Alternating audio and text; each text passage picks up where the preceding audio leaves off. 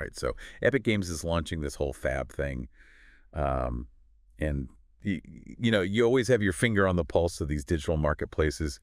And this is a pretty big deal, wouldn't you say? It's huge EE. This isn't like, your typical new platform launch, right? This is Epic Games basically going, okay, we're taking Unreal Engine Marketplace, we're taking Sketchfab, ArtStation Marketplace, Quixel, all the big players, and we're going to merge them into one mega platform. It's a lot to unpack. And for those who haven't heard yet, the goal is, well, they're calling it the single destination to discover, share, buy, and sell digital assets. So pretty ambitious. We're talking 3D models, textures, sound effects, basically anything you would need to build a game or a virtual experience or whatever. So where do we even begin with something this massive? Well, I think the biggest thing that has everyone buzzing is, well, first, the scope.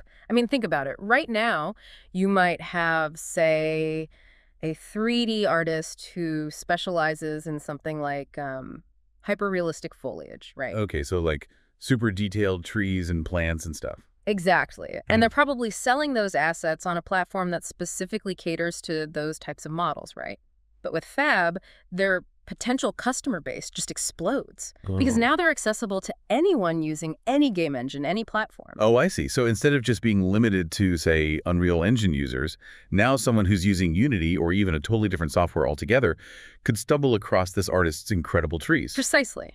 And on top of that expanded reach, Epic is sweetening the pot with an 88/12 revenue share for creators. Okay, so that means... That means creators keep a much larger chunk of the profits from their sales, which, in the world of digital marketplaces, can be a really big deal. Wow, yeah, okay, so I'm starting to see why everyone's freaking out about this.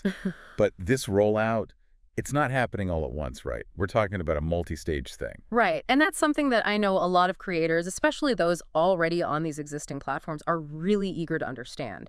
So for those of you who need to know, right now, Unreal Engine Marketplace creators, they can actually start migrating their content over to Fab.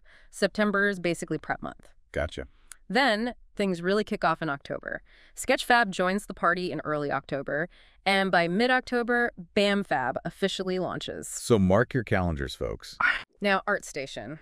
That's a bit of a different story. Their migration is slated for 2025, so they've got a bit of a grace period to see how this all unfolds. Which, brings us to the big question, right? Is this even a good thing? On the surface, sure, bigger seems better, more exposure, more potential income.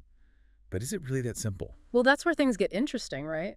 Because while a unified marketplace sounds great in theory, the reality of catering to the entire, and I mean the entire digital creative world with all its quirks and niches and subgenres, well, it might be a little bumpier than Epic Games is letting on. Yeah, that's true. We are talking about platforms that up until now have served very different communities with very different needs. A 3D environment artist needs very different things from a platform than, say, a 2D concept artist. Exactly. And, trying to cram everyone into the same box, even if that box is shiny and new, it could have some unforeseen consequences. So, what are people actually worried about? Well, I think a big one is discoverability. Like you said, these platforms have always been kind of their own separate ecosystems, right? So if you're, say, a 2D artist looking for a very specific kind of brush texture, are you going to be able to find that easily when the search results are also flooded with, 3D models of medieval weapons and royalty-free sound effects of explosions? It's like that feeling when you go to a website and the menu has a million categories and none of them make any sense and you end up just being ugh, never mind. Exactly. And then beyond just the search functionality, there's the whole community aspect. A lot of these platforms, they thrive on having these dedicated spaces for artists to connect with each other, to share their work, to get feedback from people who really understand their craft. Yeah, will a platform this massive be able to foster that same sense of community, or will it end up feeling kind of cold and impersonal? Exactly. And, all of this kind of feeds into another concern, which is content dilution. If Fab really does become this one-stop shop for everything, will that lead to a decline in the quality and diversity of the content that's available?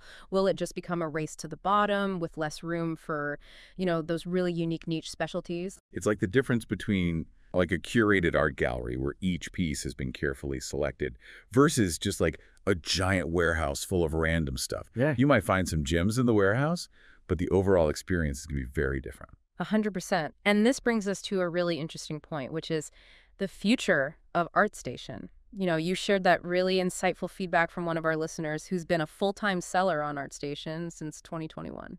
Yeah, and this quote really stuck with me. They said, and I'm quoting here, as a full-time seller on ArtStation since 2021, I've seen a noticeable decline in support services, and it feels like Epic Games is drifting away from what made the platform great for artists. I'm sad to think this move might ruin what was a thriving, artist-centered marketplace. It's a really powerful statement, and it speaks to this larger fear that in this push toward a unified marketplace, some of these platforms that we know and love might lose what makes them special. Yeah, it's like, why try to fix something that isn't broken?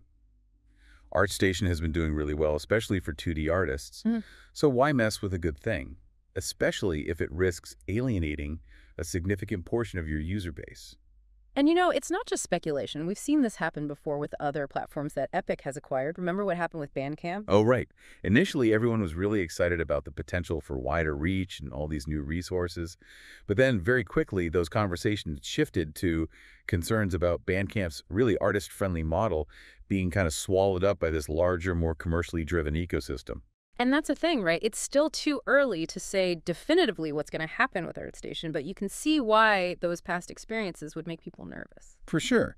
So, like, where does that leave us? We've got this potentially revolutionary platform in Fab, right? I mean, greater reach, higher revenue share, cross-platform compatibility.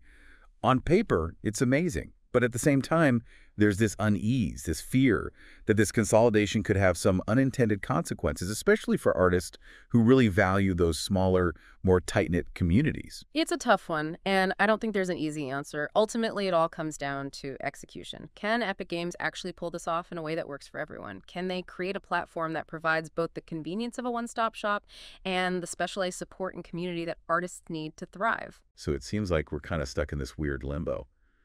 On one hand, Fab has the potential to be this incredible thing for creators. But on the other hand, there's all this uncertainty and fear about what it might mean for, the future of the creative landscape. I think limbo is a really good word for it because we are talking about potential here, right? We're talking about what could be. And that potential, it's definitely exciting. I mean, that 88-12 revenue share, that alone is enough to make a lot of artists pay attention. Oh, absolutely. But then there's that other side of the coin, right? Like, even if you get a bigger slice of the pie, if there are suddenly a million more people selling pie, are you really going to come out ahead? It's a valid concern for sure. And it's something that, honestly, only time will tell.